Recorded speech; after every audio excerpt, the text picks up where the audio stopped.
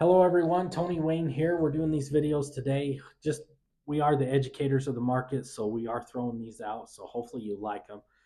Just all these questions come in this time of year, every time the season changes on different topics. So we're just going through rolling these out. So we hope you like them. Today's topic's on why is my furnace leaking, and we're really talking about 90% furnaces, those that vent in PVC off the top. Had it a couple times where I go into these homeowners' homes and there's water on the ground, and it's not coming in from the outside. It pulls up around the furnace. So that being said, I'm going to let Wayne tell you his experiences and what he's found in that, and then I'll come back and add to mine. So Wayne, what are your thoughts when customer has water around the furnace and it is winter And time? it's So wintertime. yeah. You bet. So furnaces like this, a high efficiency, have secondary heat exchangers.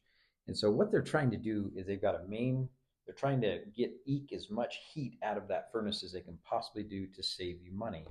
Uh, there's one hang up with that is if whoever installed the furnace did not tilt it just slightly so it comes out the drain, what it'll do is it'll start clogging up that secondary heat exchanger with a calcium, and it will then start eating away.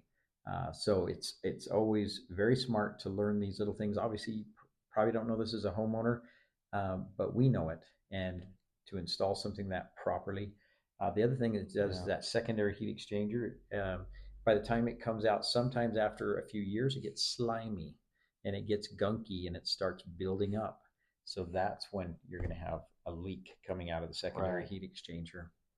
Yeah, but I've also seen it too. If you have this issue with the new install, sometimes that little 90 that comes off in the PVC, you need to check that, because that does sometimes, when an installer may miss that, Yeah. because you do have to tighten those, Yeah.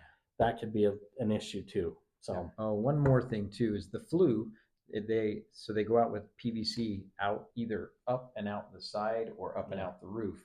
And a lot of times, if they do not glue them properly, using a primer and a glue, like a blue glue with a mixed primer with it, so it really makes a good bond. If they don't do that and they're just using clear or they're not using the primer with it, it will eventually leak. I can guarantee it.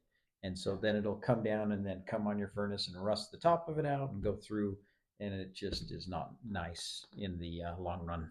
So just a little tip on what Wayne said there, that if you are finishing your basement and you do have a new furnace put in and those flues are going out, or your furnace is older, and before you drywall that, if there is a splice in it or a Mm-hmm. joint, you may want to make sure that those are glued before you drywall, because a potential leak could happen down the road with that. Yeah, I've seen it up to 10 years down the road. It didn't leak, Yeah. and all of a sudden it starts leaking.